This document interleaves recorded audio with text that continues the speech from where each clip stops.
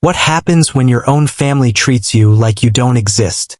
Until the day you finally rise without them. In our house, Ethan's name was a chorus that never stopped. If he sneezed, my mom brewed ginger tea.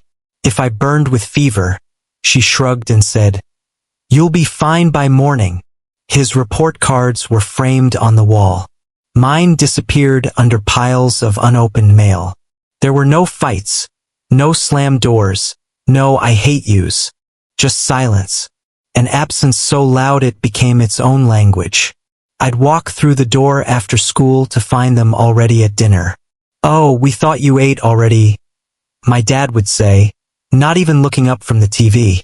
When Ethan turned 13, they threw him a party with 30 kids, a rented VR setup, and a magician. On my 16th birthday, I got a quick, happy birthday.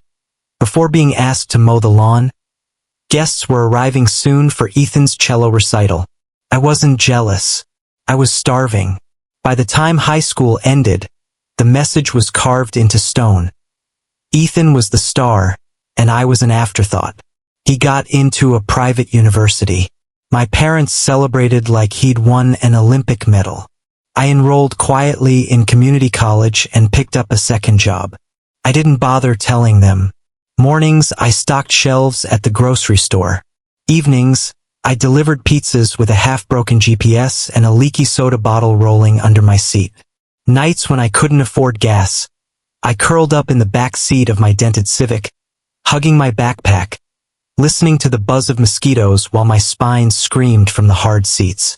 And yet, through all the exhaustion, hunger, and loneliness, I held on to something stubbornly hopeful.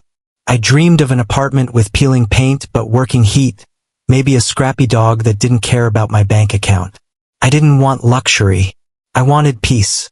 Success wouldn't hurt, though. Then came the Tuesday that rewrote my life. I was double-parked outside a dentist's office, balancing a pizza and a 2-liter soda, when a sleek BMW pulled up.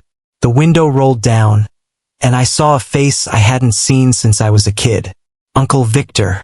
My dad's estranged brother, the one they always said was arrogant, probably crooked. He looked me over in my grease-stained polo and name tag. "Lucas?" he asked, eyes narrowing. "Uncle Victor," I said, cheeks burning. He laughed. "You're all grown up and delivering pizzas?"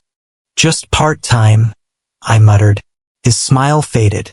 "Is this your main gig? Or?" I shrugged. "2 jobs and school." Victor studied me for a long moment, then pulled out a business card.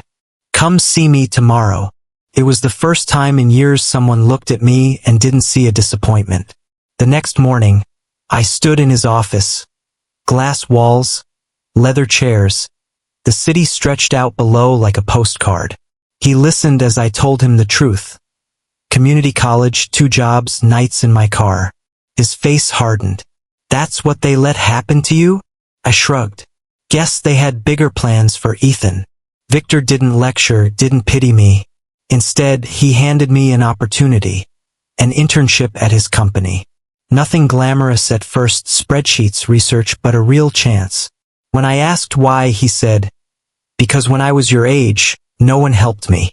And I promised myself if I ever saw someone in the family treated like that again, I'd do the opposite." For the first time, I felt seen. The internship turned into late nights, steep learning curves, and endless acronyms I barely understood. But it also became belonging. My supervisor, Javier, pushed me hard but treated me with respect. Victor checked in not as a savior, but as someone who believed in me. Slowly, I went from the kid hiding in parking lots to the guy coworkers actually asked for input. I moved out of my car and into a tiny apartment above a bookstore. The first night I slept on a real mattress. I cried. Not from sadness, but relief. When I posted a small update online, day 30, from sleeping in my car to a new chapter, it blew up. Messages poured in, including one from my mom. "Is it true you're working for Victor? Ethan feels hurt you didn't tell us." Ethan felt hurt, right?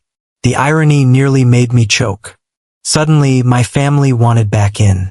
My mom's LinkedIn profile changed from proud mother of Ethan to proud mother of Ethan and Lucas. Dinner invitations rolled in, not to reconnect, but to showcase me like a shiny new trophy. Ethan reached out too, hinting he wanted me to help him pitch his startup to Victor. But I wasn't that starving kid anymore. When Ethan showed up at my apartment asking for favors, I finally said no. I'm not your shortcut. If your idea is good, pitch it yourself. He accused me of thinking I was too good for family. I told him the truth. No, I'm finally good to myself. That was the day I realized something important. Family isn't a free pass to my peace. Work became my anchor. Victor gave me a real project to lead, my first team, my first taste of trust earned, not handed out of pity. And for the first time in my life, I wasn't chasing scraps of attention. I wasn't begging to be included in someone else's story. I was writing my own. So when the inevitable family email came, let's reconnect, we're so proud, come to brunch. I stared at it for a long time. Then I typed back the truth. I think what you're hoping to reconnect with isn't me. It's who I've become. And while I'm proud of who I am now, that version of me wasn't built with your support. He was built in spite of it. And as I hit send, a strange calm washed over me. For the first time, I wasn't waiting for their approval, their applause, or their love. I had already found everything I needed within myself. If this story moved you, don't forget to like, share, and subscribe, because somewhere out there, someone else is fighting to be seen, and your support might be the spark they need.